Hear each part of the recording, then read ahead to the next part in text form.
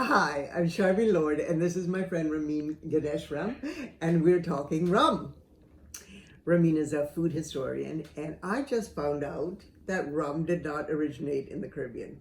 I was really surprised. Anyway, Ramin, give us the real story, the true story. So the true story was that sugar cane was being grown in the Caribbean in the 18th and 19th centuries when the Caribbean was a colony of England and France and other European nations. And the sugar cane was turned into molasses, sent up to the North American colonies to be turned into sugar that went to Europe, where it was an expensive and high commodity for use by wealthy people in England for the most part.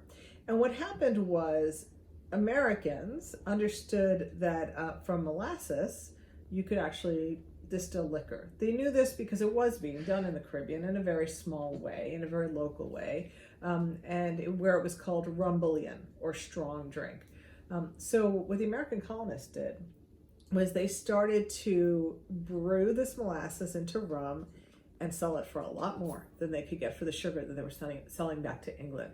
Of course, the English didn't like this because they wanted the sugar, and they also wanted to control, the commerce and the amount of profit. So what they did was they imposed taxes, heavy taxes on molasses.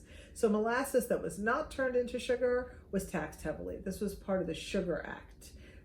This was part of the taxation without representation that followed by the Stamp Act, and then the taxing of tea, wow. Which ultimately led to the American Revolution. So on some level, rum, most distilled really in New England, kind of perfected there in New England, was one of the key factors in the American Revolution in terms of, as I said, the taxation without representation.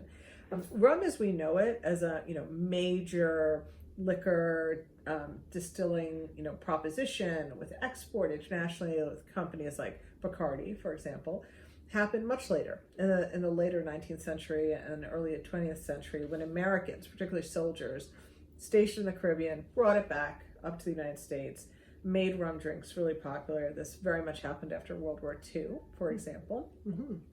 And then companies like Bacardi really came into being to create international export of rum. That's not to say that there weren't, old, long-standing heritage rum distillers in the Caribbean. For example, in Jamaica there was Appleton. Yep. In Trinidad there was Angostura, for sure. But it really wasn't this major drink like whiskey or bourbon or the other sort of international drinks that everybody knew. Right. That happened here in the United States. The massive distilling of rum from molasses really started here in the 18th century.